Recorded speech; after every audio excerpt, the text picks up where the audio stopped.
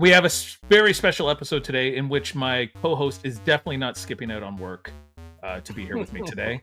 Well, hello and welcome to Deep Cuts the Game, the movie trivia podcast where I give my three contestants three different movies and they try to come up with the most random, obscure, or minor actors they can think of. The deeper the cut, the more points they get. I'm your host, Jeff Penn, and with me as always, the guy who, if he was an island, he'd be Zanzibar. Welcome to the show, Alex Young. Seems like a hell of a compliment. Yeah, I think so. I think I looked up like fun islands, and Zanzibar was on the top of the list. I didn't know Zanzibar was an island. Me neither. We've been there. On Young Street. You've been there. Oh, that's a different Zanzibar. Yeah. I've also been there. Zanzibar was one of the first documentary trips that Austin and I went on together. We went to Zanzibar and Stonetown and did a bunch of filming there. Jesus. We love our fun islands. Fun islands would be a whole separate episode of this. Well, today on the show, on Deep Cuts, we're joined by two incredibly talented filmmakers, Austin Andrews and Andrew Holmes. Not confusing names at all. So we're going to call them Austin and Andy for today to just keep it separate. Austin is an Emmy Award-winning editor and visionary director whose work spans hit series like Julie and the Phantoms and the atmospheric thriller Summer of '84, which I think I got shuttered just so I could watch that movie, Alex. Nice. Andrew brings decades of award-winning editorial experience from across the globe, crafting unforgettable stories through powerful visuals. Together, they co-directed the haunting new film, The Island Between Tides. And we're thrilled to dive into the film and play a spooky game of deep cuts with them today. Austin and Andy, thank you very much for being here. How are you guys?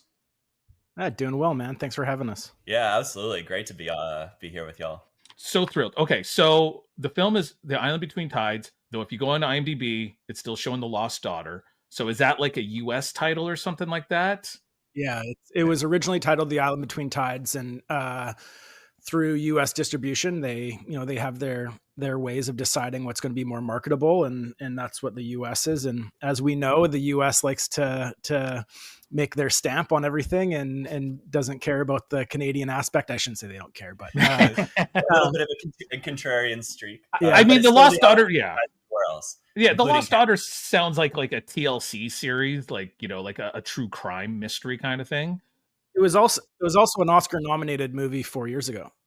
Maybe we don't use that title again. Yeah. Yeah. Okay, so first and foremost, where can people see this? I know you've got some special screenings coming up the next week or so in Canada. Yeah, so we had a really wonderful theatrical run out here on the West Coast, all over the province of BC, which was amazing. Yeah. And it was held over a couple times in a couple cities, and now we're heading to the Mayfair in Ottawa, starting tomorrow, the 25th, and in Toronto, it's the Carlton 9. Yep, Carlton 9, right downtown. And so by the time all's said and done, it's 12 cities for us theatrically, nice. Which we're so excited about because here we were setting out on this project. Feeling that if we could have a good run in Vancouver and a good run in Prince Rupert in northern BC where we shot this, we'd be thrilled, and it just ended up getting a life of its own. And you can actually rent and buy it until June 15th on iTunes, and then it'll be available on Super Channel. Oh, perfect. Now, Alex and I were lucky enough to watch kind of a screener copy of it, so that was a lot of fun. So I didn't know, like, I watched the whole thing and then kind of read about it because I like trying to go into a movie as blind as possible, as does Alex.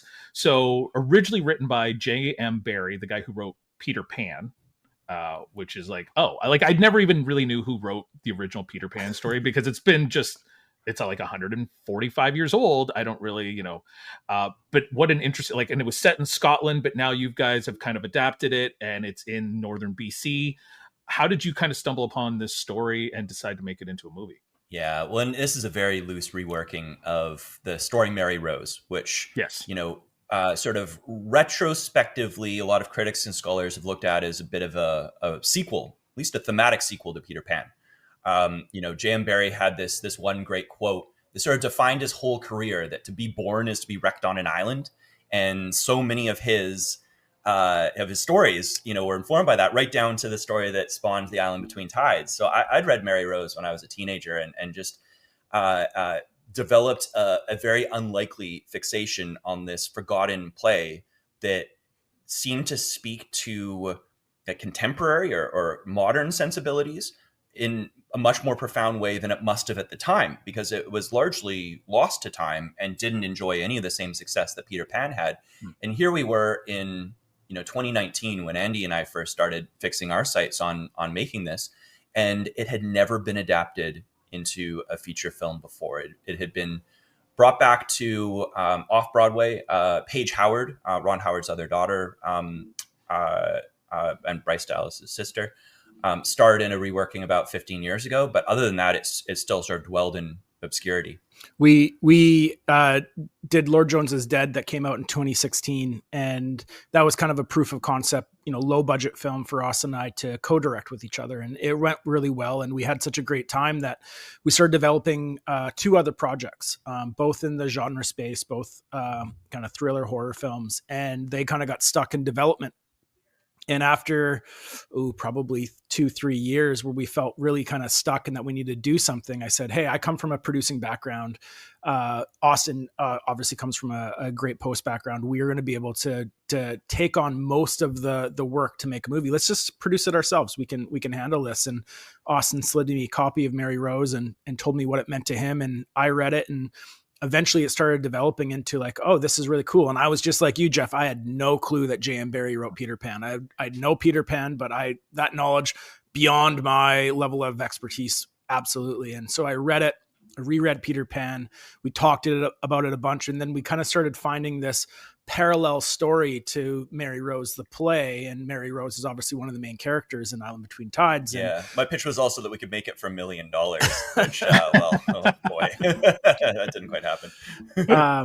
And yeah, that was the idea. It was like, hey, let's go push something ourselves. And that's ultimately ended up how a movie got made. And we ended up bringing in some amazing collaborators to make sure it could get made. And, our producing team and our production team were fantastic. So it came together really well. Well, and some of the partners too. I mean, this movie wouldn't exist without, not just Super Channel, but we think of Telefilm Canada, and ended up when the scope of it ran away from us and it became so much larger than we originally thought it would be. We were so grateful for their support and for, our executive producers who ended up just stepping in and saving the day when it threatened to get derailed. Writing checks, really. So you mentioned kind of working on some other stuff around like 2019. How long have you guys known each other? And like, then what was it like, say being friends, but then also working as co-directors on this? Was like, obviously you come from kind of different backgrounds, but was it a seamless transition, or was there still some butting of heads kind of thing?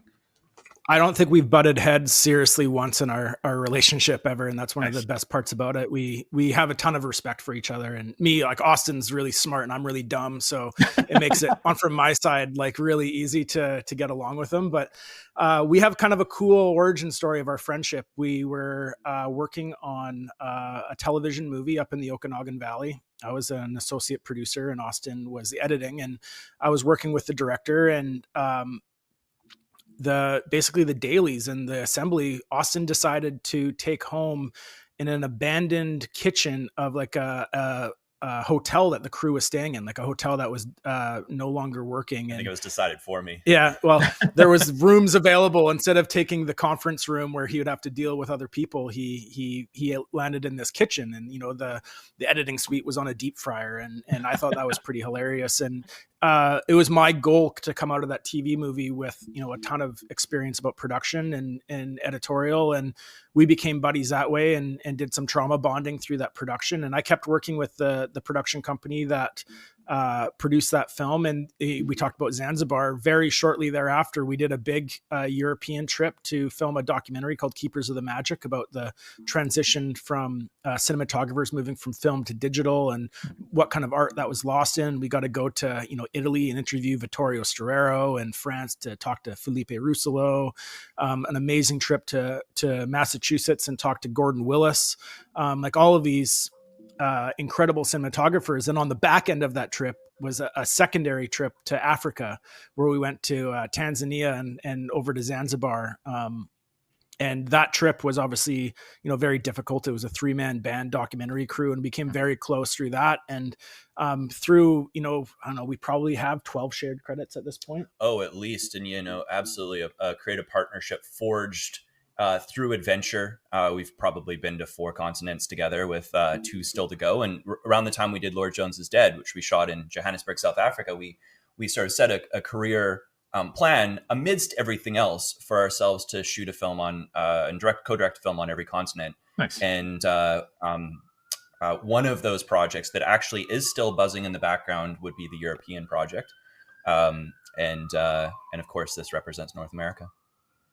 Well, it was great. I loved it. And one of the things I thought was really interesting that I read was that, so supposedly Alfred Hitchcock had seen this play and like wanted to adapt it into a movie too. And I'm saying this as a joke, but so what made you think you could make something Alfred Hitchcock couldn't? No, and I know you. Yeah. No, I got a great answer for that. And when I mentioned earlier that I'm an idiot, that comes with a lot of ignorance. And I think you got to be pretty ignorant to want to go make a movie that one of the great storytellers couldn't actually take under. But there was other filmmakers that tried to do it and couldn't get it done inside of that kind of Hitchcock camp. Not least of all, the daughter of the actress who Hitchcock had attached to play Mary Rose. So Tippi Hedren. Wow. Hitchcock came very close in the early 1960s to actually making Mary Rose. He had a script called The Island That Likes to Be Visited, written with his psycho writer. He had everyone attached, location scouted, but Columbia shut it down and said that basically we'll finance whatever it is that's your next project, except Mary Rose, with the idea being that no one would show up to watch a ghost story. So, times have changed. Yeah, I was going to say, like, I asked Alex, I was like, did Hitchcock ever do any supernatural? Like, I know Psycho is a horror film, but it's not supernatural. And even like Vertigo is played at the beginning, though it is some sort of reincarnation thing, but it's not. It's all just a clever ruse kind of thing. But I don't think he ever went down that road completely of supernatural horror. So I think if you look at the times too, like not to get into like the idea of religion or anything else like that, but studios are going to be very careful about what they're selling and to make sure that they're keeping people on side. So I think there was, a lot of factors working against Hitch. I mean, on purpose, we never read the script because we wanted it to be different enough. But, there's all sorts of copyright issues. We made this movie by clearing it through public domain. And so there was that issue, but we did a ton of research into his efforts to making the movie. So that goes into how he wanted to light Tippi Hedren's dress by putting lights inside of her dress so she would feel more ghost-like. Austin found the sheet music for Norman O'Neill's score that he had been working on that was pulling inspiration from the original stage play. Okay. Yeah, it was Bernard Herrmann riffing on Norman O'Neill's score for the West End play. Wow. And it's really, really fascinating because you listen to that and some of those pieces of because music is such a huge part of The Island Between Tides, and this idea of the call that Lily kind of understands the world through is very much an invention of Barry's that we've pulled from Mary Rose. And the original call ends up getting cue checked in Bernard Herrmann's Vertigo score.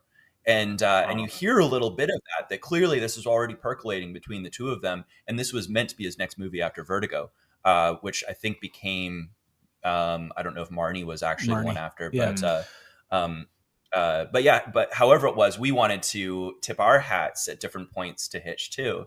And so there's a few, some quite subtle, thinking of like the McKittrick Hotel reference, which is the hotel from Vertigo, which see, now I got to watch it again because like, I didn't know there was the Peter Pan connection. I didn't know the Hitchcock connection, but now I think I'm going to go back and watch it again. Yeah, totally. Compton Sound, where Lily goes missing. There's a couple fun Easter eggs in there. Like there's actually just copies of Hitchcock movies in a couple of locations. VHS tapes. We worked really hard to make sure that we could get the split diopter shot in there. There's obviously no dolly zoom, but if you look kind of at J.M. Barrie's portrayal of Neverland and kind of looking at how the island represents a version of Neverland where time doesn't exist and people don't grow up, a lot of those connections. And you can really see that, when Hitchcock was doing his biography towards the end of his life, he told his biographer his life's greatest regret was not making Mary Rose into a movie. So one of our favorite moments that came out of our festival run was someone saying, "What do you think Hitchcock would think of your movie if you got to watch it?" And I said, "I think he would absolutely hate it. There's no way that he wouldn't hate it." It's like, how could someone possibly see someone else doing what they dreamed of doing and not think it's the worst thing in the world? And I agree. Or see all the ways they would do it differently. Yeah. And we definitely did not set out to make a Hitchcock film. For all of the sort of surfacey homages that we make, those don't weave their way in that deeply. This comes purely from ourselves and our inspirations, and in kind of where we're pulling from. It's less Hitchcock, and it's more things like the Turn of the Millennium ghost stories and some of those films that feel like they're due for a reappraisal now. The one thing, okay, so it's a little off topic here, but I want to give credit to whoever found the tree out in the woods that you guys use on the island. Like, that's our photography, Danny Lavoie, who found that. Yeah, the fairy tree. Yeah, that tree was great. Like, it's straight out of kind of like a Pan's Labyrinth kind of. Because I was like, at first I was like, that's not a real tree, and I was like, no, it's clearly a real tree. It would have cost so much money to get this fake tree made. But yeah, it's perfect for the scenes that it's used in. Oh, and he lit it so beautifully too. And in fact, if you were to see our dailies, there are these big, not HMIs, but I think it was a 10K. Yeah, 10K lights that are actually causing those lighting cues of the sun hitting it in that perfect way, and those perfect shafts of light hitting it that we ended up painting out in VFX. It was very difficult to shoot up in Prince Rupert. It's the northernmost town on the west coast of BC. It's either a 16-hour drive from Vancouver, or you can take a 22-hour ferry that's chained together with a 1-hour ferry and a 5-hour drive. So imagine, on top of that, putting together production. But when we were scouting Prince Rupert, we booked a helicopter to find the island. When we talked about your vision of a movie as you're writing it, Austin and I had never been in a helicopter before, so we're already anxious. We didn't have enough money to scout all the islands that we wanted to, because I think it was however much money. Yeah, we could afford an hour. Yeah. So we gave him three islands that we had scouted nearby, and on Google Maps, it's a very foggy area, and as the helicopter's going through the clouds, we see the island. We're just screaming, and the cannery location where the sunken-eyed man is kind of hunting Jared and Lily. The North Pacific Cannery is just, it's never been shot before, and if you shoot a movie in Vancouver, there's a good chance that you're rehashing all of the locations that X-Files shot in. And you're like, hey, how can we shoot this differently? And so the script was actually very different before we decided, not very different, but different enough that when we decided that we're going to shoot in Prince Rupert, we started writing those locations in and finding them. And that park that tree is in, the only reason we shot at that tree is Danny's a hiker, and he was out hiking. He was like, I found this location. We have to use this for this part of the scene. And we rewrote that scene to fit that. Alex and I talked about the one scene that scared us the most, and I don't want to give that away. We're not going to say it just because, but we both agreed that yeah, that was the one that got me, and we'll just say Get Out. That's all I'll say. I won't say anything else, but somebody says Get Out, and I know I jumped, but I think the line, and it's just such a little thing, but the thing I appreciated the most as a dad is at the very beginning, this isn't giving anything away, but the parents come back, one of them played by Donald Logue, and the one daughter is missing at this point, and the mom, I believe, says something like, what kind of parents are we? And I was like, exactly right. What kind of parent? You've left a 10-year-old and a 7-year-old or whatever out in the woods in northern BC. I don't know where you were going. There was no good outcome here. Mountain lions or bears was. I grew up in the country. You're often left unattended because no one's gonna come get you. You grew up in Coburg, especially in the early 80s, I grew up right? in the forest north of Coburg. Sure, but there wasn't. These people were like you said, 16 hours away from anything kind of thing. So I was like, yes, you are not very good parents, and I'm glad that of the time too. You look at. Yeah, of the time you look at the very next scene after they find Lily, they're driving down, a beautiful highway, and the girls are strapped into the box of the truck. Yeah. Our actors are strapped in. Those characters aren't strapped in. Yeah, but that's the 80s, baby. It's like, hey, we're gonna let our kids grow the way we want to, and that goes into some of the dialogue that Camille Sullivan says to Paloma later on. Says, kids will grow how they grow, and I think that was a bit of a mentality at the time too. Is like, I can think, I was born in 1987, so I could think of the amount of times where I was, 3 or 4 left with my brothers who were, 8 and 9, and that was us 3 left, Lords of the Flies, and we lived in the interior BC where there are grizzly bears, and like we're in the forest making forts. Like this was very much, and not to say that you're not wrong, Jeff, by any means, but I think the reaction of mom is very accurate. But at the time too, it's like this movie had so much more density at the top of it, where the parents were, their situation, all of that was explored. We shot a whole other half hour of film that ended up on the cutting room floor. My cameo got cut, like it was brutal. All sorts of stuff. So in that, all cutting that improved the film for sure.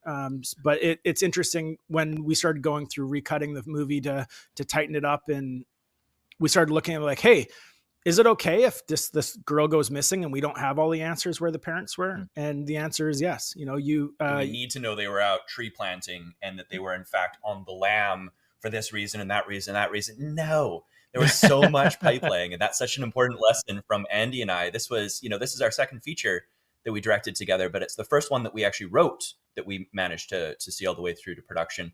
And there's so many great lessons that we're taking into the next one in terms of streamlining narratives and putting your focus where it matters, where it counts, where there's emotional resonance and the moments that you remember later. Yeah. And there's enough of that we were able to make work in the production and the edit in this, to the point where we're very proud of the film. But there's also some really good lessons we're going to take. The next movie is going to be a 70-minute black and white silent Buster Keaton type movie. And we love those kinds of movies. With one location and it's indoors. Maybe the times are ready for it. Yeah. No exposition at all. 27 locations in this one, and that was 26 too many. I was going to say, and so the other thing, as a dad, there was a line that got me where Paloma's talking to David, and I think he says something about not belonging, and it wasn't even her. She doesn't say anything back. There's just a look on her face that I was like, oh, I'm a dad. I've felt exactly what she's feeling right now. Like she's just got that moment of That's my favorite scene in the film. Yeah, she's like, it hits her like he's her son, but they're kind of worlds apart, but she's still got this connection with him. And when he says that line, you can almost see like her heartbreak, like on her face kind of thing. And I was like, oh, that's really sad. That is sad. Yeah, absolutely. That, I think that is, Austin said, his favorite scene and one of the most emotional ones. And for me, what was important with that kind of part of the story is that, Lily's supposed to be frozen in her adolescence. The island is supposed to have altered her to the point where she behaves like a child. And that, the original play, Mary Rose speaks like she's a 6-year-old kid. She hides up in a tree fort all day long. And we wanted to bring some of that to Lily as well. And so you'll notice the way she talks. She kind of talks like a kid, but as we kind of get to that point, we see her arc to the point where she's a mother now. At that point, that's her primary focus is Jared's well-being. And you can really feel that, like, she's probably never had that feeling before. She's probably never really, we know she hasn't, but to her to have that realization is pretty important for her character. Okay. So Austin, you worked on a movie called The Games Maker. Correct. Sure did, no, but that had David who plays Jared in it as well. He was the star of the film, right? Like he is the game maker, but it also had Mary in it as well. Megan. So this is great. This is back in 2013. We were all down in Argentina where we shot that film. It's a Disney film. Joseph Fiennes is in it as well. And we were down there for 3 or 4 months, and it was an entirely Spanish language speaking crew, apart from a small number of us who came from Canada, including Megan Charpentier, who plays Mary Rose in our film, but played Annunciacion, the sort of female lead in The Games Maker. What's her name? Annunciacion. That's right. She couldn't, I can't pronounce it clearly either, but she could, she's not a Spanish speaker. But it was Disney Latin America's first ever English language film. And it was trying to capitalize on the sort of Harry Potter mania with a smaller budget. And so David played the lead in that, and being down there with so few of us from outside of Argentina, we all just ended up becoming this sort of ragtag group of misfits. So I got to be very close with David's and Megan's families, and to the point where Megan's family just sort of adopted me, and I still see them monthly here in Vancouver, 12 years later. And yeah, writing this movie, so much of this was finding a way to basically, one of the defining mantras for Andy and myself is we want to work with the people who we click with and see things creatively the same way as, and sort of build a troupe of our favorite collaborators, because that's what makes the whole thing so wonderful, getting to work with and kind of riff with people who you can sort of figure out, go through the fog of life with, and be able to shine lights in the dark corners. And that's what has attracted me so much to filmmaking, and that's a big part of why we love working with each other. But there's so many people from this film who we're going to keep working with, and I think David and Megan, they may not be involved in every film, but they're going to be involved in many of the things we're going to do deep into the future. Yeah. And an unlikely reunion for the few people who have seen that film. Alex, why are we still working together then? I'm just curious. Okay, so just one more thing, and we'll hop into the game. But David and Donal Logue were both in Gotham, obviously. David is young Bruce Wayne. Donal, I can't remember what his character was, but he's like the main Harvey, cop, right? Yeah. He wasn't. Is he Harvey Bullock? He's Harvey Bullock. Bullock, that's right. I think he's Bullock, yes. Now, I don't know if they ever had a scene together in Gotham because they were different storylines, and I don't think they have any. I know that they did. They worked together a ton. For 5 years they were there, and they became but very they probably close friends. but they probably never. They had much screen time together. Okay, and I was gonna say, and I don't think they have a scene together in this movie, do they? Like don't. maybe, So it's kind of weird that they've worked together for so long, but maybe never had to. We hear about that, David's Gotham fan base on Instagram loves to remind us that we didn't give him a scene in this movie. Exactly. And the first time I heard that, obviously it's been a while since we shot, but we've seen the movie 100 times, but I really had to rack my brain and think like, oh, actually, no, they didn't have a scene together. And I mean, that's obviously by design. The family's cut off David. The only person that he sees is realistically is Lily. And there's some cut scenes with other people, but those are no longer. Yeah. Okay, so we're gonna play a game of deep cuts. I asked in advance for some of your favorite movies, and you gave me some. Some of them work great for deep cuts, some of them don't. Like, I love the others, but other than Nicole Kidman, I can't think of anyone else who's in that movie. Christopher Eccleston. Is he? I mean, I haven't seen it. Is he? Okay, I bought that movie so long. Like, that was Alex and I were just talking about the old Columbia TriStar days, and I think the others was like one of the first like DVDs I ordered in the mail kind of thing. But before we do that, so okay, you guys appear to know how the game works. I give you 3 movies. You try to come up with the deepest, most obscure actors you can in that movie. You don't have to give me their names if you can think of something else they've been in. Much like I didn't recognize her in this movie at the time, but Megan Carpentier was in It, Alex. Did you know that? She's the female bully in It that writes loser on Eddie's arm. Yeah, she's kind of mean, but in this one, she's much nicer. So she would be worth a lot of points for that. But first thing you got to do is, I'm thinking of a movie. You got to try to figure out what it is. Alex Young, what movie is it? Are you thinking of Pirates of the Caribbean at World's End? No, but nice try. Okay, it's not that. Pirates of the Caribbean. We're going to go alphabetically. So, Andy, what movie am I thinking of? It's Rush Hour 2. I wish you were right. Yeah? I'm so confident. No, Austin, what movie am I thinking of? I know exactly what movie you're thinking of, Jeff. You ready for it? Yeah. You're thinking of the 1998 Tobey Maguire classic Pleasantville. That's a good movie. I love that movie. I think that's also one of the first movies I bought on DVD. It's not. And I think... Yeah, sorry, go ahead. I was just going to say, super brief aside, I play this exact game with my friend Jerome all the time. We've played 200 rounds of this exact game, and it always starts with this exact line. And one time he guessed Pleasantville, and it was the movie I was thinking of. So of course, Incredible. Keep that good time rolling. What movie were you thinking of?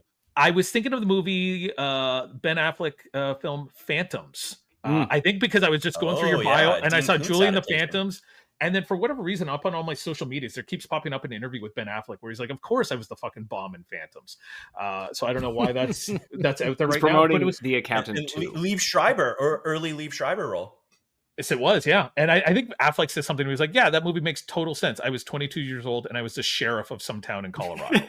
Yeah, it makes perfect sense. Okay, so Phantoms. God, none of you are really close. But you know what? I love the way that you sold Pleasantville there to me, Austin. So we're gonna go Pleasantville. So would you like to go first, second, or third? Oh, I'll go second. All right. Austin in the 2 spot. Andy, just because you're a guest and I don't like Alex that much, would you like to go first or third? I'll go first. All right. Andy, number 1. Alex, you get your 3 spot. Great. So the 3 movies that I've got for you today are very much in kind of a theme we got going. So from 1999, The Sixth Sense. From 2010, Shutter Island. And from 1988, Beetlejuice. And while you think about those movies and who might be in those that you can remember, let's hear a word from our sponsors. Movie buffs and collectors, this one's for you. MoviePosters.com offers an incredible selection of posters for every taste, from obscure indies to your blockbuster favorites. Hey Jeff, do they have any Jay Baruchel posters? Well, I do know they've got How to Train Your Dragon. And Jeff, have they any Sean Connery motion pictures? Yeah, Alex. Zardoz?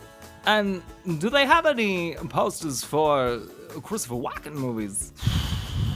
Yes, Alex, they do. Go to movieposters.com and use promo code DEEPCUTS15 to get 15% off your next purchase. This is my real voice. We're back here with a very special episode of Deep Cuts. We've got Austin and Andy, the filmmakers behind The Island Between the Tides, playing a game of Deep Cuts with us. The movies are The Sixth Sense, Shutter Island, and Beetlejuice, just to keep it light. So first up is Andy. Andy, you got to try to give me your deepest cut. You can choose from any of the 3 movies. If you only know one of these movies really well, feel free to just stick to that movie, but it's all up to you. What's your first deep cut? I'm thinking about Beetlejuice here. It is the deepest of the 3, so yeah, coming onto the show was probably a massive mistake for me because, as I've referenced before, I'm a bit of an idiot and I get really, really stuck on actors' names. And so I'm just trying to think of someone that's not a lead right now, and I'm struggling, like really struggling. And I just watched it before the new Beetlejuice came out, and I'm drawing a blank. Who's on our TGO interview list from it? Oh, Rick Moranis. Close. The CTV connection. That's CTV connection, yeah. That's who I'm thinking of, and I'm blanking on her name. If you can think of anything else she's in, Schitt's Creek. She's from Catherine O'Hara. Yeah, there we go. Sorry. That's what I mean. I know her, except for my brain is thinking about Leafs playoff hockey right now and not SCTV actors. So Catherine O'Hara, the mom in Beetlejuice, is worth 4 points. So not bad. She's not like the leads, but yeah, second tier leads in that movie, so not bad. Austin, what's your first deep cut? All right, I'm going to go for someone who a lot of people forget was in The Sixth Sense. You probably already know where I'm going with this. And that is, she pops up toward the end of the film. She's got 2 or 3 scenes, and that's Misha Barton. Mm-hmm. Misha Barton, yeah. She's, I believe, would you say she was been the Munchausen by proxy girl that's been poisoned by her mom and then pukes up under the table? Yeah. I remember she's under the bed and scares the living shit out of me as a child. Yes. Yeah. Yeah, you probably saw that one a little too young, I bet, Alex. Yeah, I sure did. Misha Barton, 11 points for Misha Barton, so that's a very solid deep cut. Alex Young, that's a big one. You get 2 in a row, your first and second. All right, so I'm going to do one from The Sixth Sense, which, if I'm not mistaken, the patient who, spoilers, shoots the lead. Mm-hmm. Is it Donnie Wahlberg? I'm glad you said the right Wahlberg, Alex, because there's like 9 of them. So yes, you got Donnie Wahlberg. Yeah, which at the time was like completely unrecognizable. What's his name? It's Vincent. Vincent Gray is his name. He shoots the lead. He's worth 9 points, so not as much as Misha Barton. He's a little more famous. What's your second deep cut, Alex? Also in Beetlejuice, the guy who plays Ortho, the like psychic they hire to help with the house, or the designer, whatever his role is, he's in Heathers. He's like the priest in Heathers. His name is Glenn Shaddix. For whatever reason, I know him from Seinfeld. Of course, he's like one of their superintendents or something like that. So Glenn Shaddix, he's got like the black hair, a little bit heavy guy. 10 points, Alex, for Glenn Shaddix. Well done. Good start. Stop trying to win, though. Okay, we've got guests here, and you're going to ruin the game for them. Austin, you started off hot. Misha Barton, what's your second one? Because anyone can get one good one. I'm going to pivot. I don't know that this is as deep, but I have such a loyalty to this actor because he's in so many of my favorite pretentious Swedish films. And that is from Shutter Island. And we're going to be going for Max von Sydow. I was already writing his name down, yeah. Was nearly cast in The Games Maker before that role ended up going to Ed Asner. Huh. That would have been a different kind of feel. I remember being called into the producer's office and talking through how we would de-age him for some of the scenes in the newsreel decades earlier. And I got so excited that I was like, I will do those scenes just to, on my own time if we end up going ahead with Max von Sydow, but didn't go that way. Max von Sydow for 9 points. And because I think they aged him up for The Exorcist, if I'm not mistaken. Mm-hmm. Like he's only like 48 years old or something in that movie, but they make him look like he's 77. So well done, Max von Sydow. I can't remember if he's the warden or just like a doctor at Shutter Island. I think the warden. He might be the warden. Andy, you get 2 in a row now. You started off. Oh, perfect. This is exactly what I liked. Maybe I could go with trying to set like a reverse record on deep cuts with just naming people that's really obvious. I like to go against the grain like that, but I'm going to say Toni Collette in Sixth Sense. Toni Collette is the mom for 3 points. So I did not remember that at all. You forgot Toni Collette was in there, Alex? Let's see if we can go lower.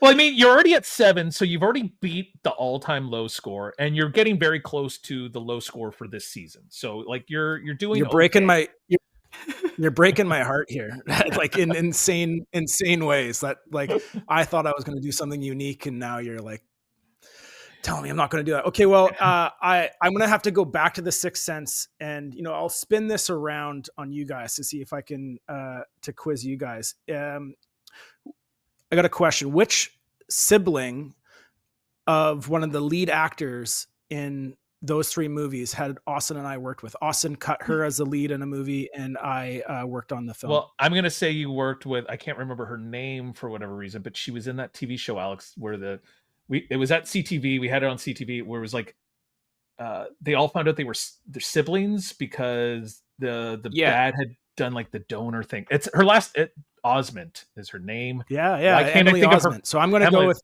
Yeah. From, was she in Hannah Montana? Was that her? She was. Yeah. And she's in George and Mandy that we have on now. Okay. Yeah, so she's everywhere. Haley Joel Osment, who I think was just arrested, not to. Was he? For like drunk driving and having cocaine on him or something like that. Guy's a baller. Oh boy. I feel like he's just living the life that he's in The Boys. Like that's just kind of like who he is. So Haley Joel Osment for 3 points. That's generous. I mean, there's a lead. So, and I've just figured people might forget his name. And if they don't remember his name, they might not be able to remember what else. He was also 6. Yeah, he was very young. And like, what's his other big movie from around the same time? AI is his other big movie, right? So, and unless you remember him from like the promos for that season of Always Sunny in Philadelphia, that's my favorite, where they subbed him in for Mac. For Mac, yes. He played the oil tycoon's son in the Entourage movie, which is an absolutely amazing performance by him. It's perfect. Yeah. It's not the greatest movie, but great performance by him. Didn't know they made a movie. I did not know that. Austin, we're back to you. You got your 3rd deep cut.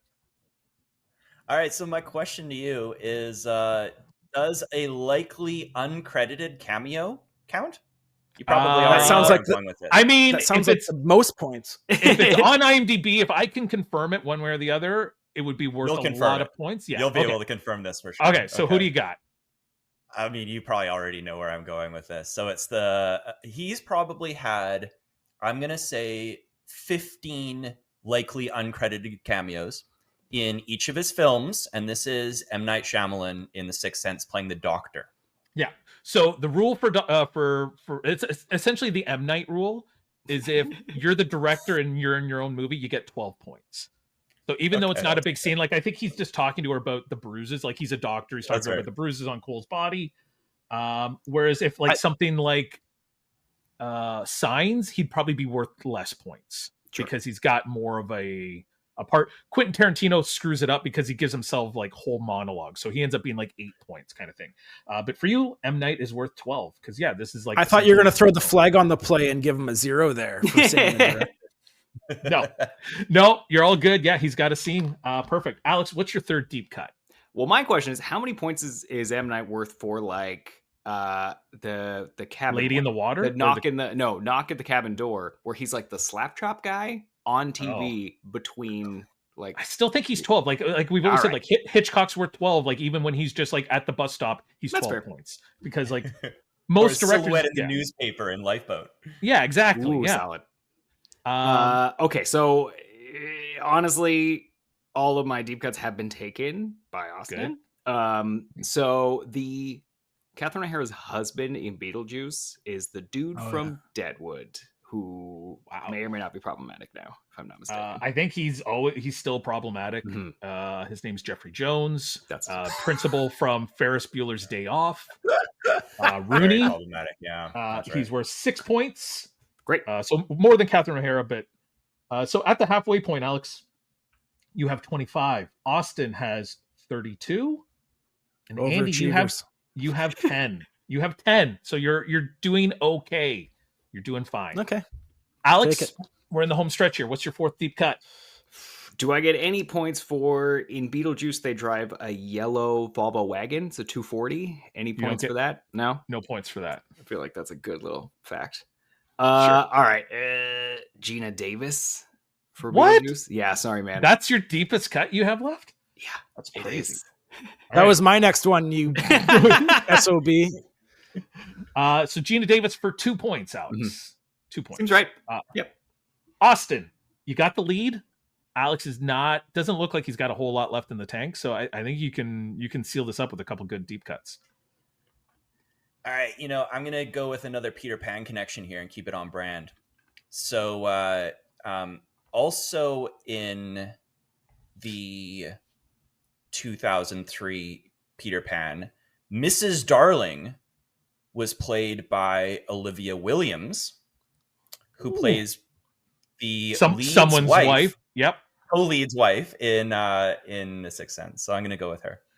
Olivia Williams, who honestly I didn't know she was in that. My touchstone for her is Rushmore, of all things. Just as, absolutely, the Bill Murray, Jason Schwartzman love interest. So Olivia Williams for 6 points. So well done. You're just pushing that lead a little further away from Alex, which I love to see. There's nothing I hate more than when Alex wins the game. Andy, you've got two here. You got your fourth and fifth. We play 6 rounds. So you're just trying to beat. I think our low score this season is 12. So you're well on your way. You're doing okay. Okay, good. Alex, was your first pick Winona Ryder? No, you can have it. I'll take Winona Ryder and Beetlejuice. Yeah, perfect. Right. The chick from Mr. Deeds, I should say. Yes, that's right. Yes, everyone's touchstone for Winona Ryder. She's worth 2 points. 2 points for Winona Ryder. So well done. Are you dropping them down to make me feel better? No. Like literally, there's 3 people that are worth 2 and 1 person that's worth 1 in that movie. Okay, I feel great. The 3 are kind of level, and then the lead. So what is your 5th deep cut, Andy? We are Sixth Sense. We have Beetlejuice. I'm kind of leaning on those. Shutter Island. What's funny about Shutter Island? I've seen it once, and I can't think of a single person that's in it. Do you remember who his partner was? His FBI partner? I can think of that first scene on the boat. Yeah. Mm-hmm. Someone who's a much bigger star now than he was when it was made. It's not Buscemi, is it? No. Oh boy, that's really disappointing. I'm disappointed in myself. You know what? Let's I just have to say this because he is one of my favorite actors of all time. And, I realize I'm going to get 1 or 2 points for it, which is fine. Maybe feel like I'm sandbagging the lowest score contest here a little bit, but we are going to go with Michael Keaton because I watched Birdman the other day and I could not believe how much I loved rewatching Birdman for probably the 15th time. It is what probably easily one of my favorite films that like modern day making fun of the industry. It's just so good.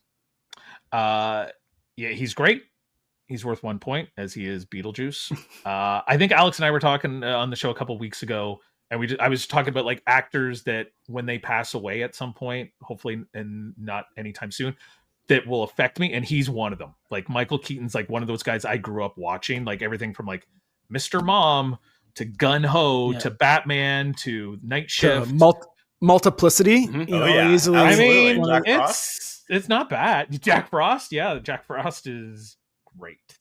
I had that realization just yesterday or the day before where I saw that Larry David was trending on Twitter. Oh, and I no. had like that heart sinking. I'm like, aging hero. And then I just saw he did like a New York Times op-ed where he was making fun of Bill Maher. Yeah, like my dinner with Adolf or whatever. Yeah, it's terrific. Yeah.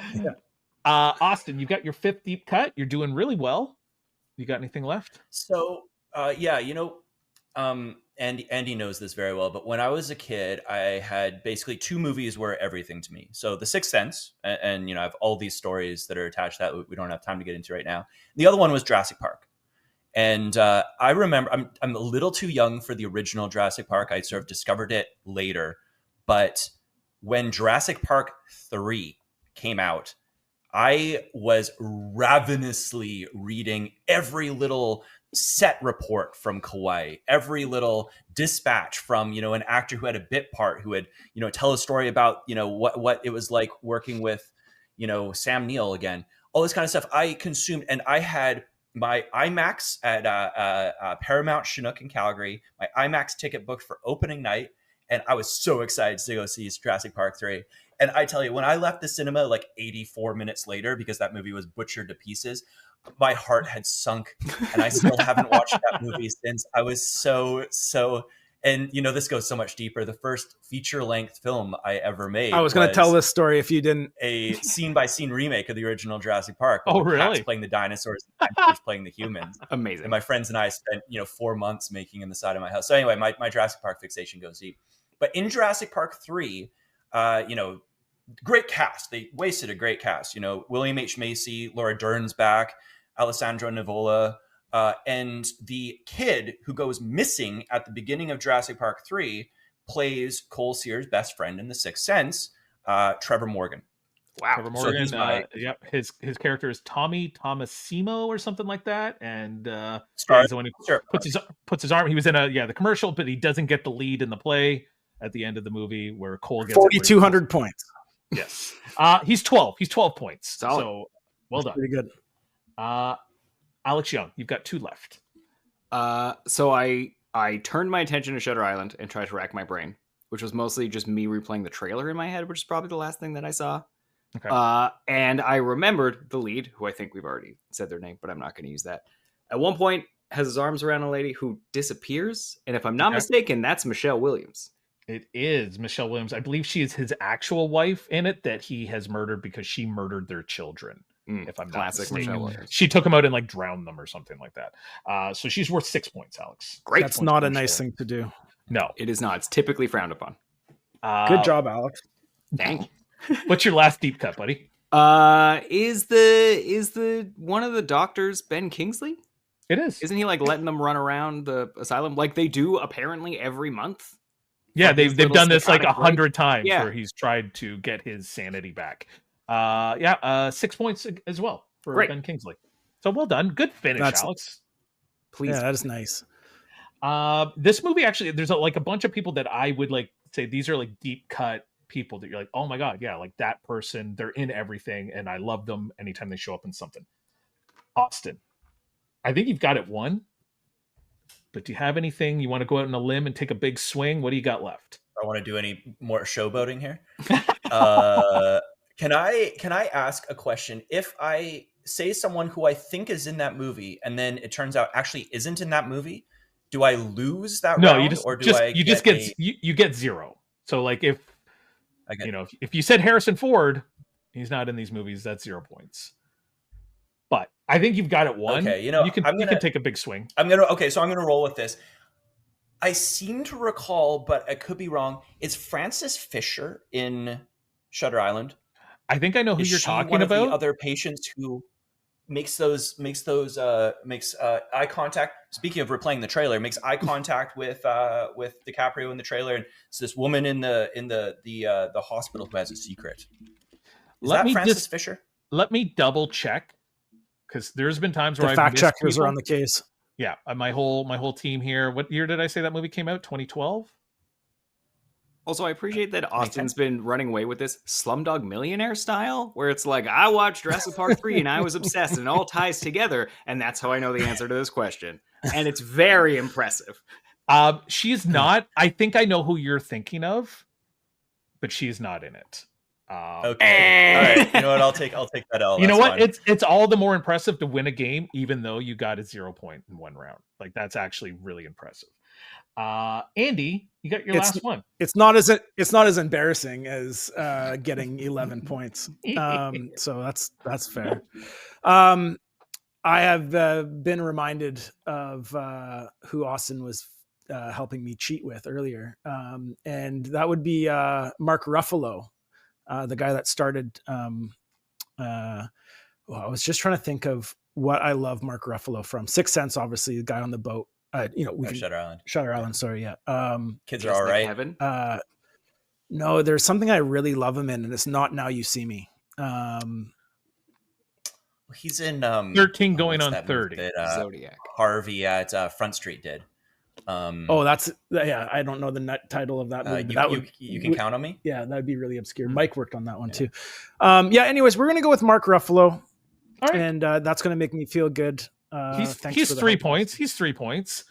Let me give you a little rundown of anyone you might have missed. I'll give you some of the big ones. Obviously, Alec Baldwin. One of my favorite people in Beetlejuice is when they're on the other world. There's the guy who's like been flattened. He's like the messenger that gets like coming around. He's like, mail call.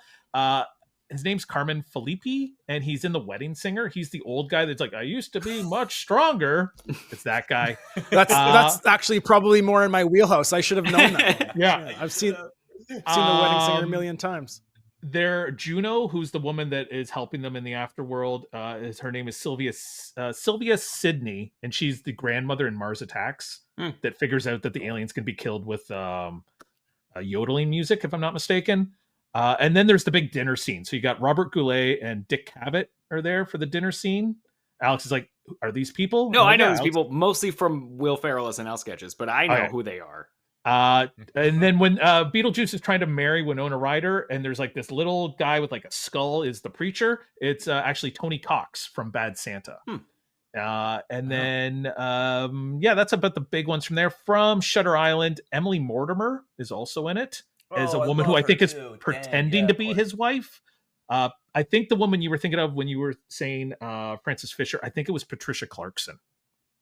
That it sure is. Yep. Because she's in like hidden in a cave and he finds her. Jackie Earle Haley is also in it. Ted Levine, Buffalo Bill from Silence of the Lambs, is in it. Ultimate deep cut guy, John Carroll Lynch from Zodiac and just friggin' everything. Attached in their skin once upon a time. Elias Koteas is in it. I think he's another Canadian prisoner. treasure. Yep. And then the guy who's always in Scorsese films now for some reason, an actor named Steve Whitting. He's in Killers of the Flower Moon, and he's originally, I know him from the Hogan Family, where he was Jason Bateman's best friend in the Hogan Family, and now he gets to do Scorsese films. Sixth Sense, you guys got everyone. I would say the only person and no one would have gotten this, but you got Trevor Morgan, but one of the other kids who like gets Cole to go up into that closet at the top of the stairs is an actor by the name of Peter Anthony Tambakis.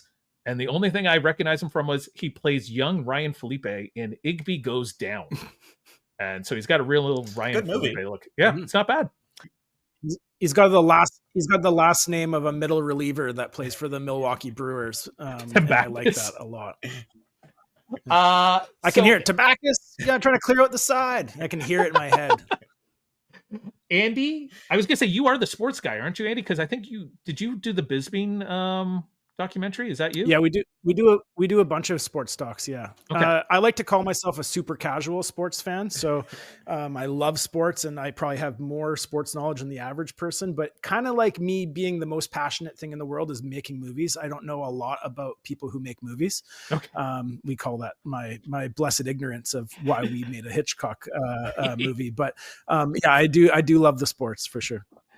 Well, today the scores didn't do you very well. That's okay. It was just for fun. You finished with 16 points, which is not the worst. So that's okay. It's all right. Alex, yeah, you know, we're trying to bomb the scores so we get a high draft pick for next year. So that is how this game works. Yeah. Next time you're back on, you get to go first. Alex, you had 25 at the half. You picked up 14 in the second half to finish with 39. Respect. Austin, you had 32 at the half, and even with the X in the second half, you picked up 18 more points, and that puts you at 50. So the big winner is Austin. Congratulations. Hey. Now the big prize is, and you know, it's becoming more of a burden than anything for some people. It's always a burden. It's always a burden.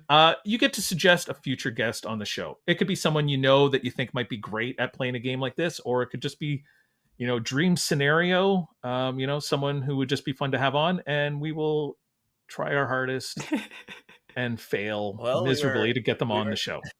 Got to try to get Jerry on the show because, you know, fun story. When we worked at Sepia, where Austin and I work, Sepia Films, great production company here in Vancouver. I had that Scene It game for Xbox that you have the big controllers for.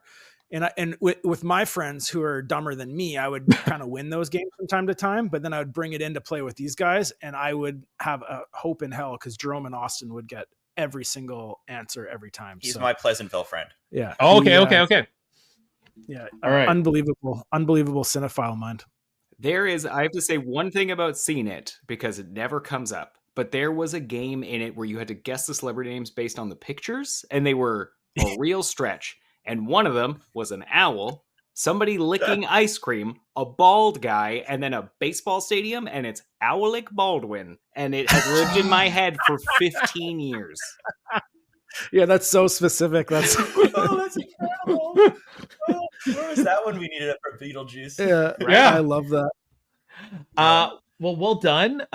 Thank you very much for playing, guys. So once again, the movie opens. We're recording today on the 24th, but it opens in Toronto and Ottawa on the 25th of April. For about a week, it's at the Carlton 9, I think we said, in Toronto, and the Mayfair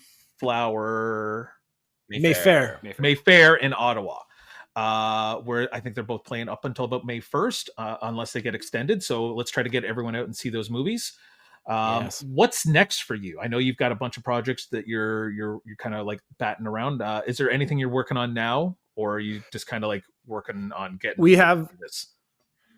We have a very, very exciting documentary series project that's still top secret for probably about a week. Okay. So that's unfortunate timing that we can't talk about that, but it's in the sports universe. It's a dream project for us with some dream collaborators.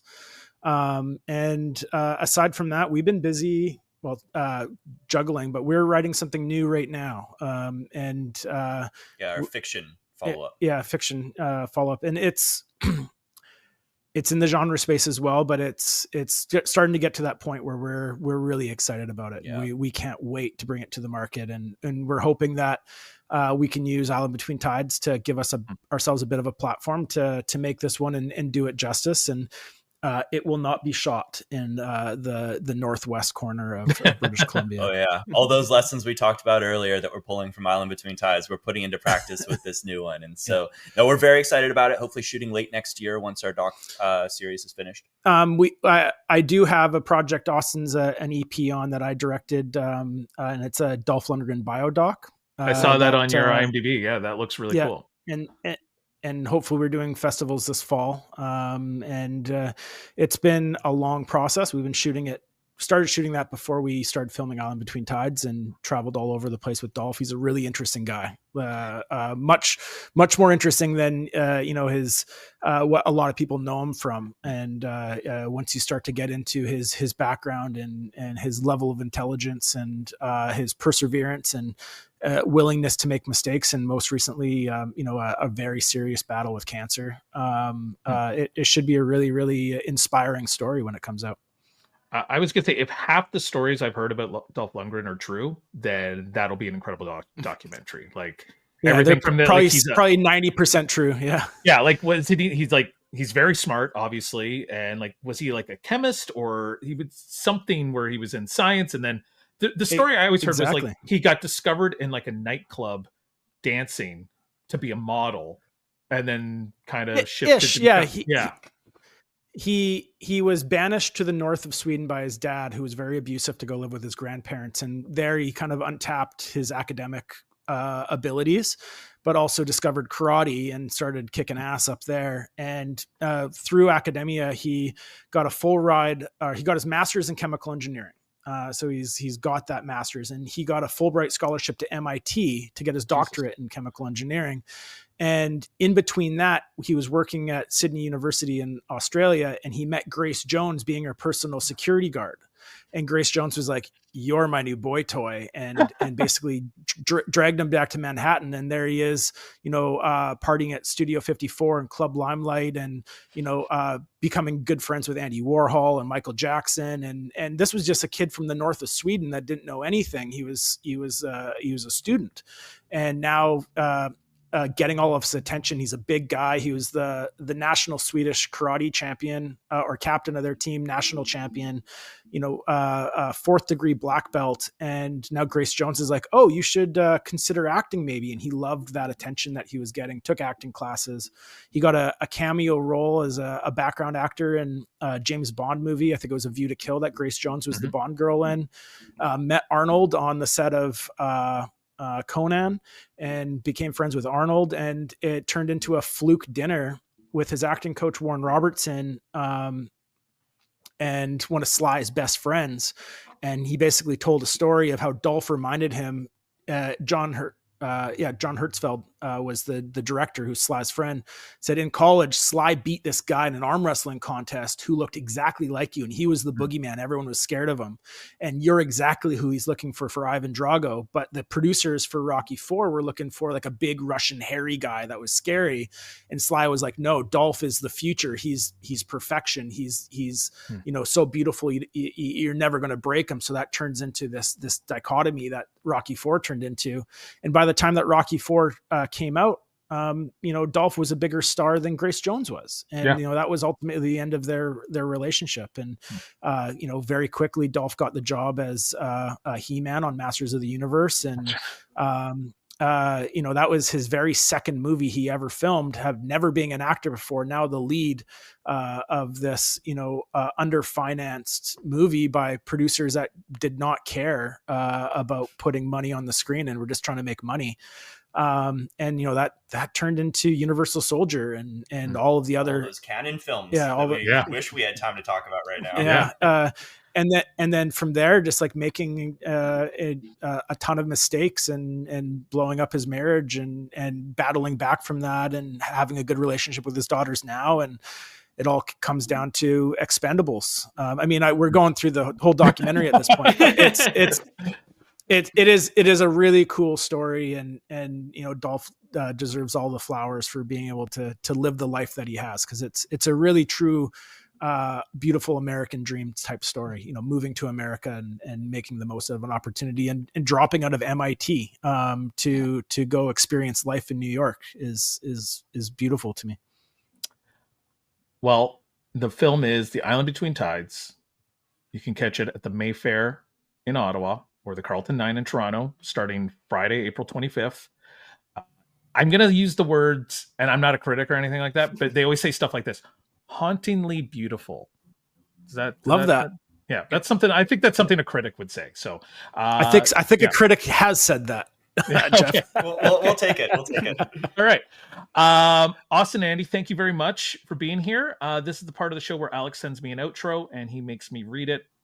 and I've never read it before. Yeah. So is there any notes, Alex? Always, Jeff. There's always direction with it. So because we know that this is from the author of Peter Pan, the original adaptation, they got me thinking about pirates. Okay. So I want you to do it in your best pirate voice and think like Jeffrey Rush Barbosa in the Pirates franchise. Like, give me that one. Sure. A lot of like, you know, not like your classic pirate, but like that specific, you know, you got it. I was really worried you were going to try to get me to do like Alfred Hitchcock with it or something like that. And I was that would have be to, good like, too. I didn't think of that. Yeah. Well, I'm glad you gave me this. Perfect. You're not getting a specific pirate. You're just getting any old pirate. All right. Okay. Ahoy, mateys!